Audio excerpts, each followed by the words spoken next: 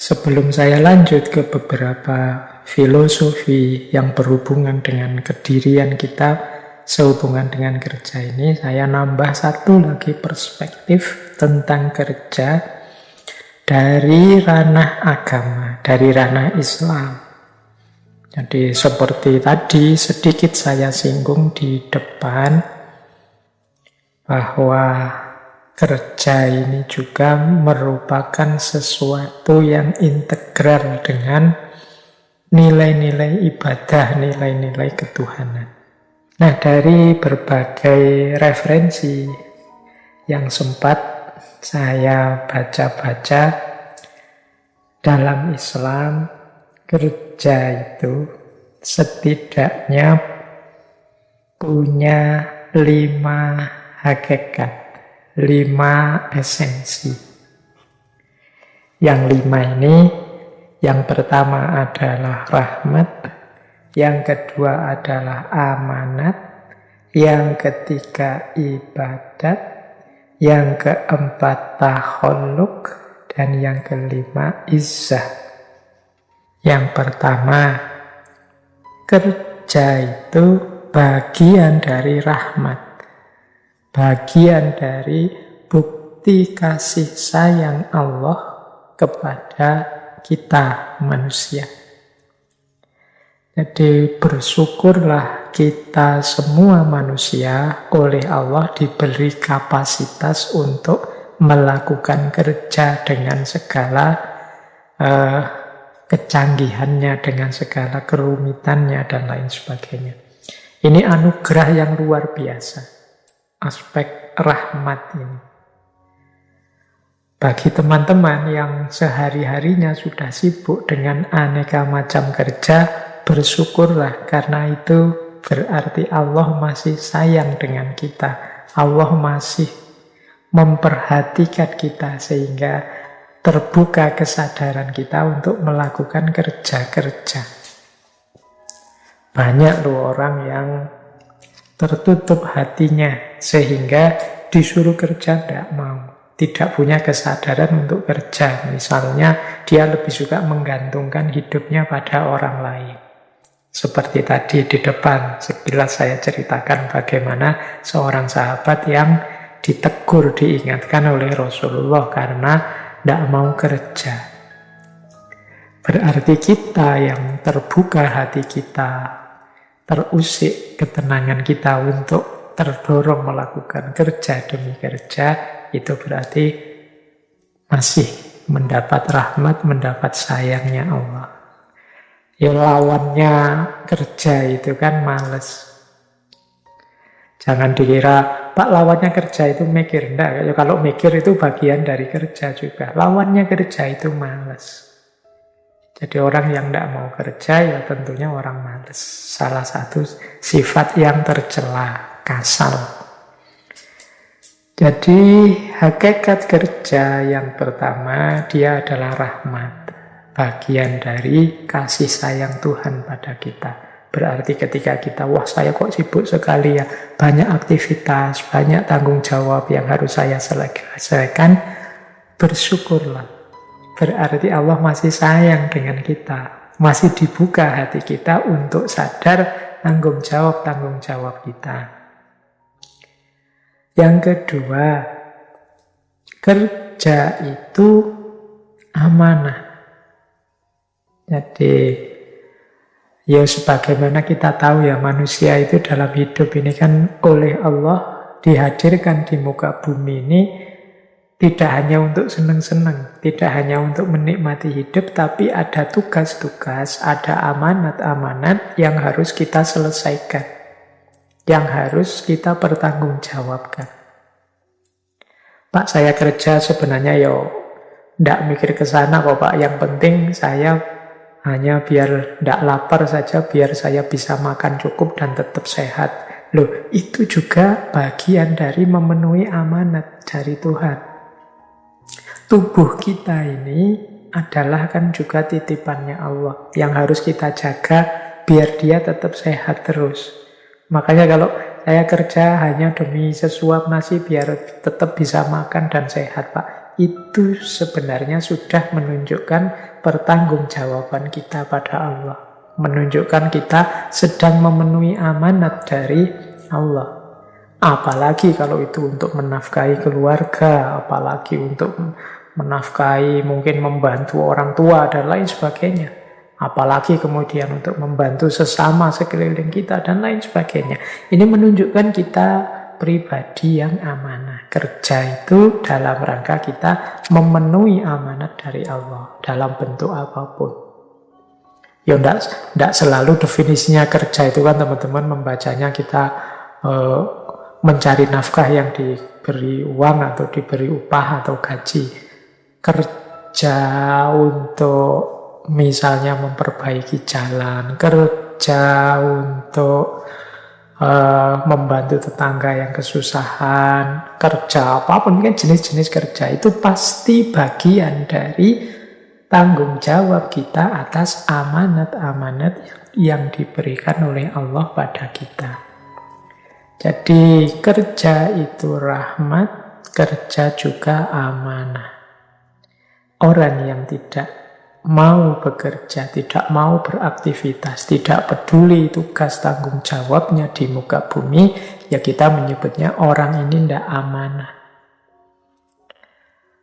Baik, itu rahasia kedua dari kerja. Yang ketiga, kerja itu bernilai ibadah. Nah, nilai ibadah ini tadi saya singgung sebentar. Apapun aktivitas kita, kalau nawaitunya, niatnya lillahi ta'ala dalam rangka memenuhi amanat tanggung jawab dari Allah, maka dia bernilai ibadah. Apapun itu. Tidak hanya sholat, zakat, puasa, haji yang bernilai ibadah. Apapun, kita kerja, kita bersih-bersih rumah, kita nyapu halaman, kita apapun yang kita lakukan, itu bisa bernilai ibadah. Jadi, ternyata ada banyak jalan untuk kita dekat kepada Allah. Ibadah itu kan cara kita mengabdi, menghamba kepada Allah. Sehingga Allah kemudian ridho dengan kita, dan kita bisa kembali padanya dalam situasi yang mutmainnah, radiyatan mardiyah. Kita ridho dan diridhoi oleh Allah. Itu ternyata segala aktivitas, segala kerja yang kita lakukan bisa masuk bagian itu, bagian dari ibadah. Jadi teman-teman, tidak harus kemudian orang yang tiap hari di masjid saja, orang yang tidak pernah kemana-mana ibadah, wiritan saja kemana-mana bawa tasbih. Itulah seorang abid, ahli ibadah. Tapi juga orang yang mungkin kelihatan pekerja keras sekali. Atau kadang-kadang kita menyebutnya ini pekerja kasar.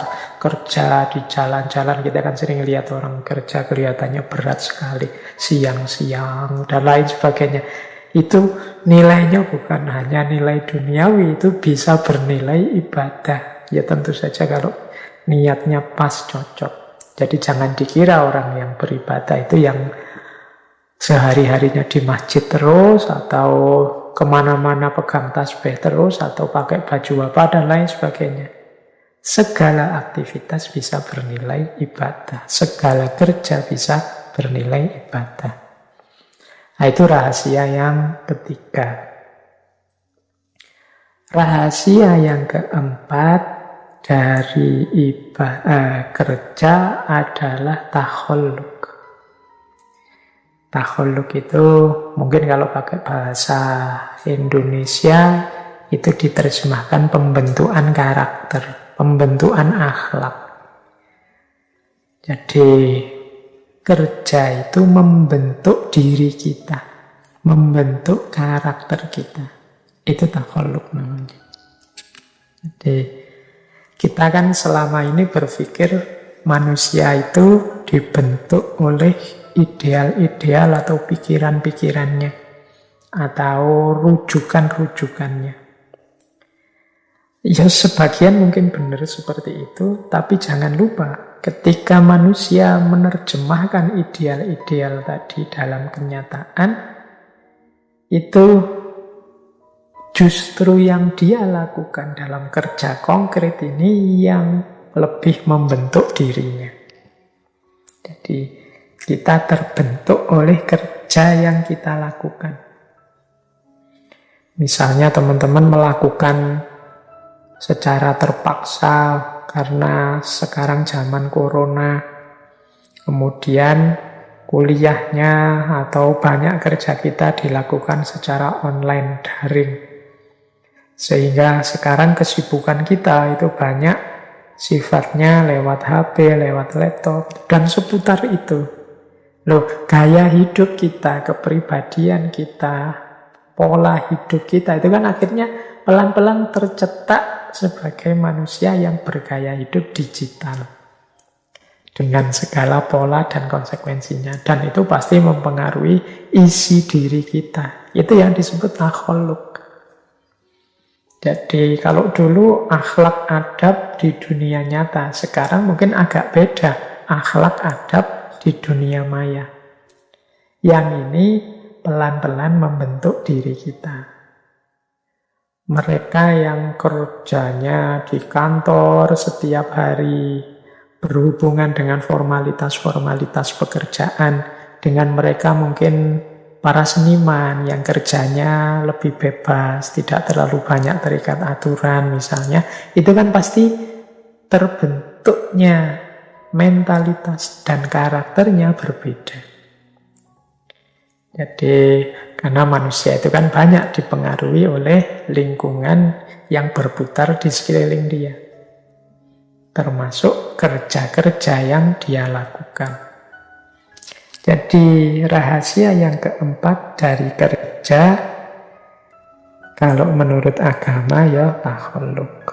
Makanya penting kita memastikan kerja yang kita lakukan itu sesuatu yang baik, sesuatu yang benar, sesuatu yang pantas, berakhlak dan beradab. Karena pada gilirannya kerja itulah yang membentuk diri kita menjadi dasar eksistensi kita. Sering saya sampaikan bahwa manusia itu hakikat dirinya itu bukan sesuatu yang harga mati. Dia terbentuk oleh kebiasaan-kebiasaan. Ya kebiasaan itu kan berarti aktivitas-aktivitas kerja-kerja yang dia lakukan secara rutin dan kontinu. Orang yang terbiasa bohong, ya dia jiwanya terbentuk jadi pembohong. Yang aktivitas kerjanya menuntut dia sering bohong, terbentuk jadi pembohong. Demikian juga sebaliknya. Inilah yang dimaksud bahwa kerja bernilai takholuk. Yang kelima, kerja juga berhubungan dengan izzah, kehormatan diri. Jadi status kita di tengah masyarakat. Ini seperti yang kita jelaskan tadi ya sebelumnya, bahwa kerja itu berpengaruh terhadap pengakuan, penerimaan, dan status kita di tengah masyarakat. Jadi kerja itu punya unsur izzah.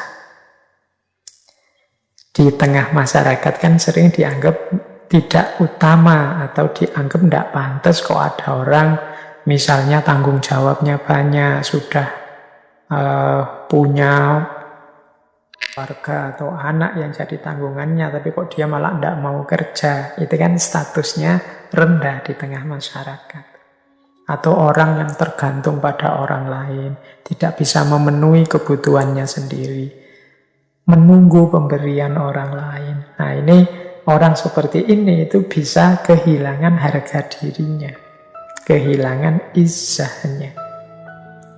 Maka di antara rahasia dan makna kerja itu izzah. Orang yang banyak kemampuan, banyak kebisaan, aktif melakukan berbagai aktivitas, itu keberadaannya lebih diakui di tengah masyarakat. Dia juga dipandang orang yang punya nilai, orang yang bernilai. dibandingkan orang yang mungkin, kalau bahasanya anak-anak hari ini ada istilah rebahan saja. Jadi tidak ngapa-ngapain, tidak ada sesuatu yang keluar dari dirinya, tidak aktif, tidak produktif. Ya ini di tengah masyarakat itu mungkin dia dianggap, kalau bahasa Arab itu ada pepatah wujuduhu ka'adamihi. Wujuduhu ka'adamihi itu dia ada atau keberadaannya dianggap tidak ada. Jadi dia ada dianggap tidak ada. Wujud tapi dianggap adam. Adam pakai ain ya, bukan pakai alif. Nanti disamakan dengan Nabi Adam. Adam itu artinya tidak ada. Jadi wujuduhu ka'adamihi itu keberadaannya sama seperti dia tidak ada. Kamu ada atau tidak nambah apa-apa. Tidak memberikan apa-apa, tidak berkontribusi apa-apa. Mungkin karena malas, karena tidak mau ngapa-ngapain. Oh itu kan izzah, harga diri. Tidak enak kan kita kalau dipandang rendah oleh orang lain seperti itu. Maka ya ternyata kerja itu memang penting. Maknanya dalam. Dia adalah rahmat, dia adalah amanat, dia adalah ibadah, takhalluk, dan izzah. Itulah makna dari kerja.